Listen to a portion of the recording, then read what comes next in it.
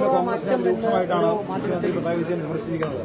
BJP വിളിച്ചാൽ എല്ലാവരും കൂട്ടത്തോടെ പോകുന്നു എന്നുള്ളതാണ് മുഖ്യമന്ത്രിയുടെ പരിഹാസം. തോറ്റ് തൊപ്പിയിട്ടിരിക്കുമ്പോഴും ഇതുപോലത്തെ പരിഹാസം പറയുന്നതിനാണ് വലിയ താല്പര്യം കാണിക്കുന്നത്. ഈ തോൽവിയെക്കുറിച്ചാണ് പഠിക്കുന്നത്. തോറ്റിട്ടില്ലെന്ന് വിചാരിച്ചിരിക്കുന്നത് ഇപ്പോൾ. എന്നിട്ട് ഒന്നും കിട്ടാത്തതുകൊണ്ടാണ് മറ്റത്തൂരിലെ കാര്യം പറയണം. മറ്റത്തൂരിലെന്താ? മറ്റത്തൂരില് 2 വിമതന്മാർ ജയിച്ചിരുന്നു. അതിലൊരു വിമതനെ CPM പഞ്ചായത്ത് പ്രസിഡന്റാക്കാൻ വേണ്ടി ശ്രമിച്ചപ്പോൾ ഇവരെല്ലാവരും ചേർന്നിട്ട് മറ്റേ വിമതനെ ജയിച്ച ആളെ പഞ്ചായത്ത് പ്രസിഡന്റാക്കാൻ വേണ്ടി പിന്തുണ കൊടുത്തു. അതാണ്.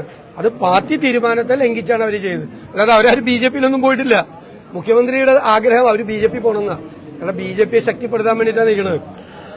ഞാൻ പറഞ്ഞല്ലോ, അമിത്ഷായും നരേന്ദ്രമോദി എവിടെ ഒപ്പിടാൻ പറഞ്ഞാലും ഒപ്പിട്ട് കൊടുക്കുന്ന ആളാണ് മുഖ്യമന്ത്രി. എന്നിട്ട് ഈ പഞ്ചായത്തിലുണ്ടായ കാര്യത്തിൽ കോൺഗ്രസിനെ പരിഹസിക്കാൻ വരിക. ആ കോൺഗ്രസ്സുകാരെ ആരും BJPയിലൊന്നും പോയിട്ടില്ല. എല്ലാവർക്കും അറിയാല്ല എന്താ നടന്നത്. ഒരു വിമതനായി ജയിച്ച ഒരാൾക്ക് അവർ സപ്പോർട്ട് ചെയ്തു. അവർക്കെതിരെ നടപടിയെടുക്കാൻ കാര്യം പാർട്ടി അവിടെ ആലോചിക്കാനാണ് അവർ ചെയ്തത്.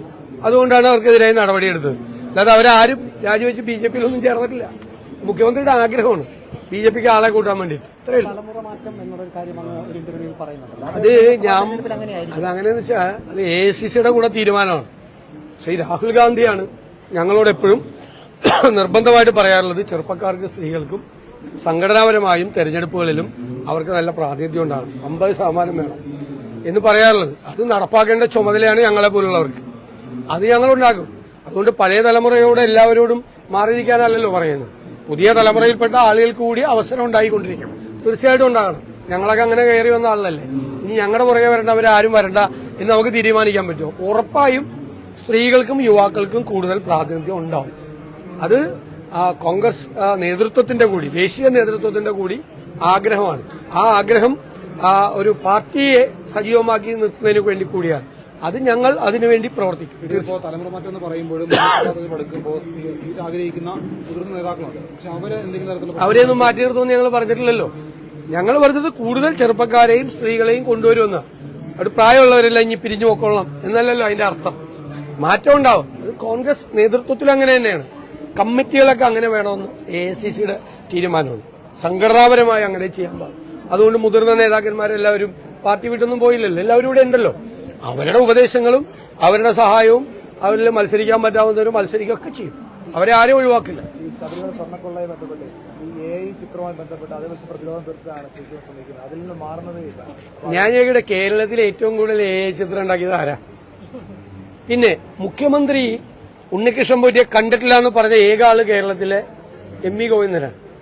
മുഖ്യമന്ത്രി കണ്ടെന്ന് നിങ്ങൾക്ക് എല്ലാവർക്കും അറിയാലോ. ആ ചിത്രങ്ങളും പുറത്തു വന്നല്ലോ. അതിനെ AI ചിത്രം വന്നു എന്ന് പറഞ്ഞിട്ട് അതിന്റെ കാര്യം. ഏറ്റവും കൂടുതൽ വയനാട് ചൂരൽമര വിഷയവുമായിട്ട് ഞാനും ശ്രീ KC വേണുഗോപാലും സണ്ണി ജോസഫും രാഹുൽ ഗാന്ധിയൊക്കെ നൃത്തം ചെയ്യണ AI വീഡിയോ ഇറക്കിയിട്ടുണ്ട്. ഞങ്ങൾ പരാതിയൊന്നും കൊടുത്തൊന്നുമില്ല. ഞങ്ങൾ ഡാൻസ് ചെയ്യണം. അത് ഞാനൊക്കെ രാഹുൽ ഗാന്ധിയെല്ലാം ഡാൻസ് ചെയ്യണവിടെ അത് ഇറക്കിയതാണ് CPM-കാര്. നാണമുണ്ടോ മാർക്ക്? നാണമുണ്ടോ? എന്നിട്ട് മുഖ്യമന്ത്രി എന്ന് പറഞ്ഞ് നടക്കുക.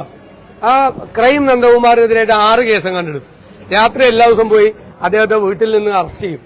ഇപ്പൊ കോടതി വളരെ ശക്തമായിട്ട് പറഞ്ഞിട്ടുണ്ട് ഒരു കേസുമില്ലാത്ത കാര്യത്തിനാ. അതായത് മുഖ്യമന്ത്രി വിമർശിച്ചു എന്നാണ്. അങ്ങനെയാണെങ്കിൽ നിങ്ങളൊന്നും സോഷ്യൽ മീഡിയ എടുത്ത് നോക്കിക്കോ.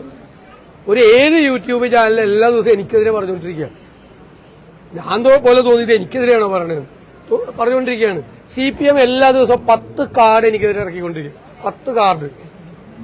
ഞങ്ങൾക്കാരൊന്നും ഒരു പേടിയില്ല. കാരണം ജനങ്ങൾക്കറിയാം എന്താണെന്ന്. ഇത്രയൊക്കെ കാർഡ് ഇറക്കിയിട്ടും ജയിച്ചതാരാ? UDF അല്ലേ ജയിച്ചത്?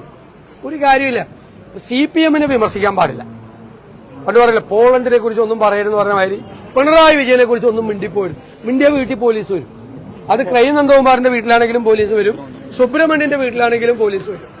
ഞങ്ങളെല്ലാം ഇടാൻ പോവാണ്. ഒന്ന് വരട്ടെ, പോലീസ് ഒന്ന് വരട്ടെ. മറ്റൊരു കാര്യം, ഈ കർണാടകയിലെ ബുൾഡോസറുമായി എടുത്തുകൊണ്ട് വലിയ തരത്തിലുള്ള വിമർശനങ്ങളാണ്. അല്ലല്ല, അത് മുഖ്യമന്ത്രി പറഞ്ഞതുപോലെ അല്ല. എന്തായാലും അത് അഖിലേന്ത്യാ കോൺഗ്രസ് കമ്മിറ്റി അവിടുത്തെ സ്റ്റേറ്റ് ഗവൺമെന്റിനോട് കാര്യങ്ങൾ ചോദിച്ചറിയാണ്.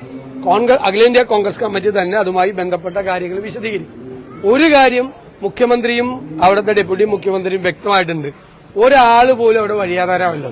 അവരെ പ്രൊട്ടക്ട് ചെയ്യുന്നു. പിന്നെന്താ പ്രശ്നം? നമുക്ക് അന്വേഷിക്കാം.